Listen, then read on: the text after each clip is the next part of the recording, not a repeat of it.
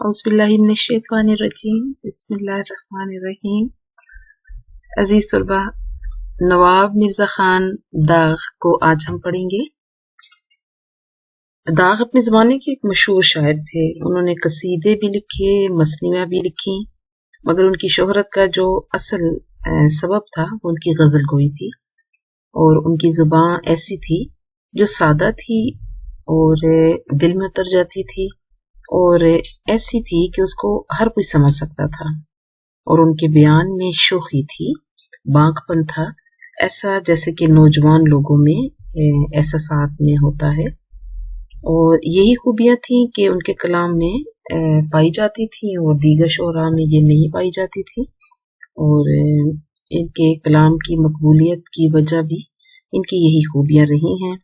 कहते हैं कि 20वीं सदी तक मीर और गालिब के अलावा किसी दूसरे और शायर को ये मकबूलियत हासिल नहीं हुई। दाग ने अपनी शायरी में रोज़मर्रा और मुहावरा का ख़ास तौर पर ख्याल रखा है, और उनकी शायरी में फ़िक्र और ख्याल की गहराई और फ़लसफ़ाना नुक्ता नज़र बिल्कुल नहीं मिलता, यानी बोझल नहीं लगती है। कोई भी शख्स बहुत आसानी से उसे समझ सकता है जिसको फ़लसफ़े और ऊंचे सोच से कोई लगाव ना हो। इश्क और मोहब्बत के शायर हैं, और वो जिंदगी को एक रिंद की नज़र से देखते हैं। इसका मतलब उम्मन आमतौर पर जो लिया जाता है, ज़ाहिरी तौर पर रिंद कहते हैं शराब नोश शख्स को जो मस्ती की कैफियत में रहता है। मगर यहाँ पर मुराद आप एक ऐसे शायर को ले सकते हैं जिसकी अपनी एक दुनिया होती है, वो अपनी दुनिया में मगन रहता है, गोया अपनी ही जात के नशे में धुत रहता है, और उसे कोई इधर उधर की किसी चीज से कोई फिक्र नहीं होती है। थोड़ा सूफी मंश भी होता है। तो दाग की ये खूबी उनकी शायरी में हमें नजर आती है। उनका जो लबो लहजा है उसमें जोश, ताजगी है, चहक और महक है। चहक का मतलब ये है कि जैसे छोटे बच्चे चहले करते हैं, खुशी में चीखते चिल्लाते हैं, बातें करते हैं, गुनगुनाते हैं, गाते हैं, ऐसे ही हमें दाग की शायरी में नजर आता है। और महक का मतलब ये है कि यानी जैसे हम लोग कहते हैं कि उसकी बातों से खुशबू आती है, तो महक का मतलब ये है कि इतने खूबसूरत जज्बात और एहसासात, इतने खूबसूरत अल्फाज होते हैं जब गोया फूल महक रहे होते हैं। तंज, मिजाज, ताना, गुदगुदी और बुद्दी उनकी ज़राफत के मुख्तलिफ रंग हैं। उनके कलाम में चटखारा है, यानी मज़े का कलाम है उनका। और उर्दू गज़ल की रवायत में इनको एक ख़ास मकाम हासिल है। उन्होंने शायरी के एक बहुत बड़े टाइम को, एक दौर को मुतासिर किया है, और उस ज़माने में कहते हैं कि दाग के सामने किसी का चिराग न जल सका। तो आइए तुलबा, अब हम गज़ल की कर लेते हैं, तफहीम करते हैं। पहले इसको पढ़ लेते हैं। इन आँखों ने क्या क्या तमाशा न देखा, हकीकत में जो देखना था न देखा, तुझे देख कर वो दुई उठ गई है कि अपना भी सानी न पाया न देखा। इन आँखों के कुर्बान जाऊं जिन्होंने हजारों हजाबों में पर्दा न देखा, न हिम्मत न किस्मत न दिल है न आंखें, न ढूंढा न समझा न पाया न देखा। वो कब देख सकता है उसकी तजल्ली जिस इंसान ने अपना जलवा न देखा। इसे देखकर और को भी जो देखे, कोई देखने वाला ऐसा न देखा। तेरी याद है या है तेरा तस्वर, कभी दाग को हमने तन्हा न देखा। यहाँ पर मुश्किल अल्फाज हम देख लेते हैं। तमाशा का मतलब होता है कोई चीज जो बड़ी दिलचस्प होती है किसी भी लिहाज से, वो आप अपने सामने जो मंजर देख रहे होते हैं उसको हम तमाशा कहते हैं। ये ड्रामा भी हो सकता है, और दूसरी बहुत सी चीजें को भी हम तमाशा कह सकते हैं। दुई का मतलब है आपका दूसरा हिस्सा, या आपका जो दूसरा पहलू है, इसको हम अमूमन दुई कहते हैं। अजीज तलबा, दाग दहलवी की ये गजल जो है वो एक मुसलसल गजल है। ऐसी तमाम गजलें अमूमन इनको हम गजल ही कहते हैं। गजल ही की एक किस्म होती है जिसमें एक ही मौजू पर तकरीबन सभी शेर लिखे जाते हैं। जैसे कि आप लोगों ने मीर दर्द को पढ़ा है, उनकी तमाम की तमाम गजलें जो हैं वो इश्क मजाजी के बजाय इश्क हकीकी پر مشتمل شعروں پر لکھی گئی ہوتی ہیں، یا آپ نے اقبال کو دیکھا ہے کہ ان کی نظموں میں ان کی غزلوں میں آپ کو ایک ہی رنگ نظر آ رہا ہوتا ہے، مسلسل ایک جیسی موضوعات پر ایک کے بعد ایک شعر آتے ہیں۔ اسی طرح آپ لوگوں نے حسرت موہانی کو کلاس 10 میں پڑھا ہے، ان کی بھی غزلوں میں بھی آپ کو یہی رنگ نظر آتا ہے۔ مومن خان مومن کے ہاں بھی یہ چیز ہمیں نظر آتی ہے۔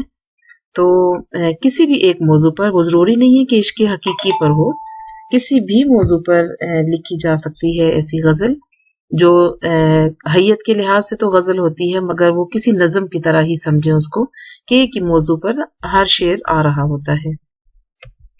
آئیے اب ہم پہلا شعر دیکھتے ہیں۔ آپ دیکھو بچوں کہ یہ پہلا شعر جو ہے یہ مطلع ہے، اس میں تماشا تھا نہ دیکھا نہ دیکھا قافیہ اور ردیف موجود ہے، اور غزل کے بالکل ابتدا میں لکھا گیا ہے، جس سے ظاہر ہے کہ یہ ہمارا مطلع ہے۔ تو غزل کے مطلع میں کہتے ہیں کہ ان آنکھوں نے کیا کیا تماشا نہ دیکھا، حقیقت میں جو دیکھنا تھا نہ دیکھا۔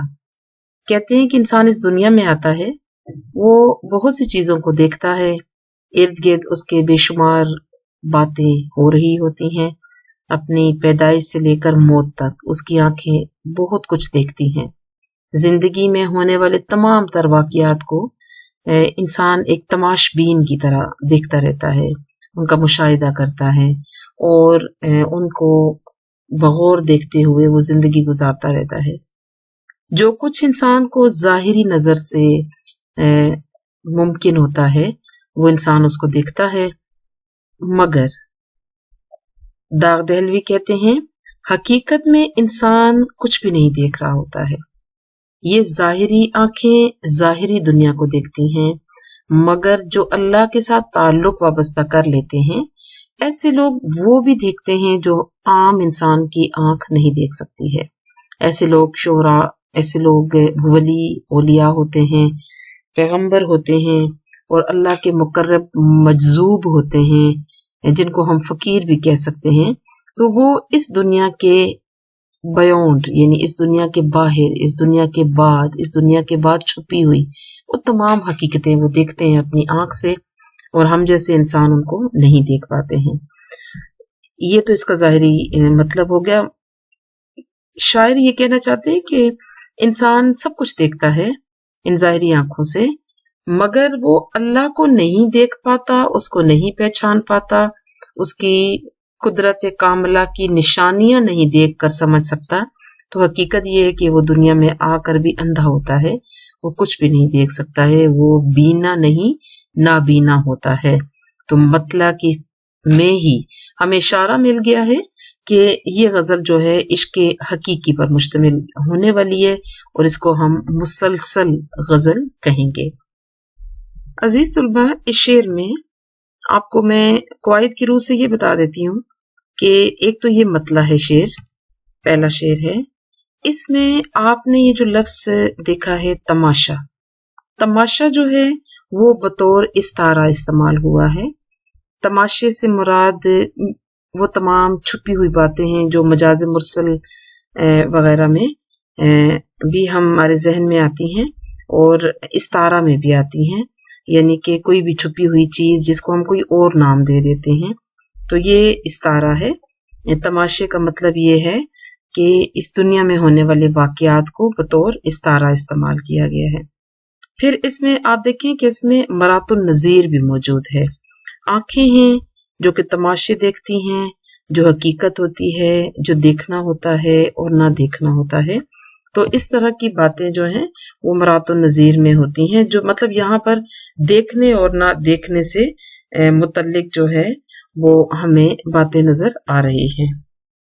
دوسرے شعر میں ہم دیکھتے ہیں کہ شاعر کہتے ہیں کہ اے اللہ تعالیٰ، تمہیں جب میں نے دیکھا تو کسی اور کے ہونے کا، جس کو دوئی کہتے ہیں، یا اس میں کسی چیز کی ذات، کسی ذات میں کسی کے ہونے میں کسی اور کا شریک ہونا، یہاں پہ شرک ہے۔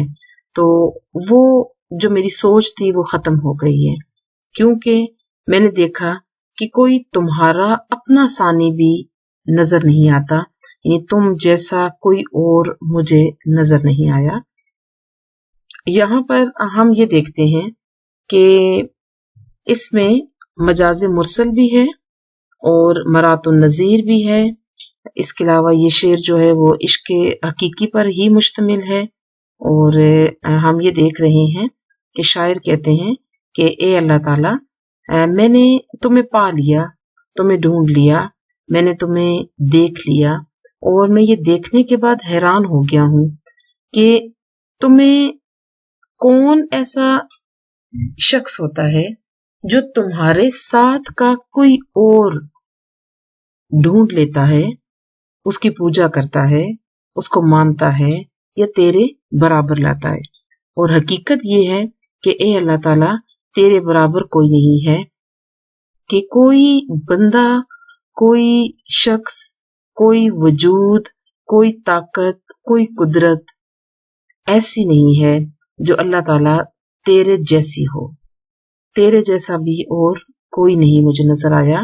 تو یہ شعر جو ہے یہ بھی عشق حقیقی پر مشتمل ہے۔